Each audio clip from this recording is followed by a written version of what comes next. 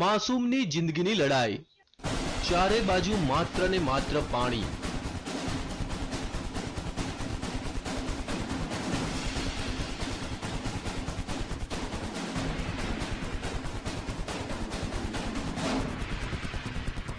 પાણીના ધમધસતા પ્રવાહ વચ્ચે ફસાઈ એક માસૂમની જિંદગી। મોતની લહેરો વચ્ચે જીવન અને મરણ વચ્ચે ઝોલા ખાતી માસૂમની જિંદગી। શું આ માસૂમ પોતાનો જીવ બચાવી શકશે ખરો?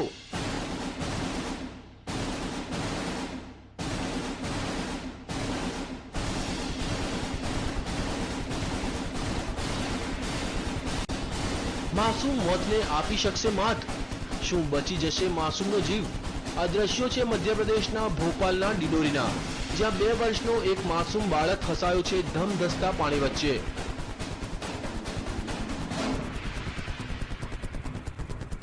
આ બાળક રમતો રમતો આ નદીમાં પહોંચી ગયો અને અચાનક પાણીનો પ્રવાહ વધી જતા તે અટવાઈ પડ્યો।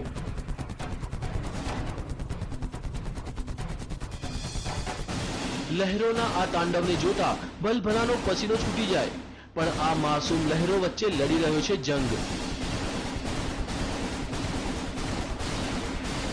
જિંદગીનો જંગ। પણ હવે સવાલ એ થાય છે કે લહેરો સામે તે જિંદગીનો જંગ જીતી શકશે ખરો?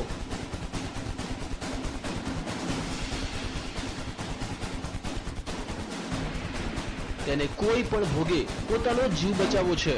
તેને નદીના પ્રવાહની કોઈ પરવાહ નથી। તે તો તોફાની લહેરોને આપી રહ્યો છે ટક્કર।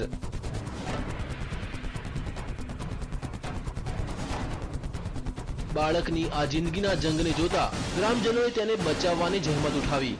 માસૂમને બચાવવાનું રેસ્ક્યુ ઓપરેશન। માસૂમની જિંદગી બચાવવા ગ્રામજનોએ પહેલા રસ્સીનો સહારો લીધો।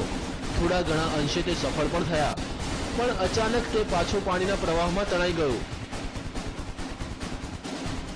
આ વખતે તો લાગ્યું કે માસૂમ તેની જિંદગીથી હાથ ધોઈ બેસશે,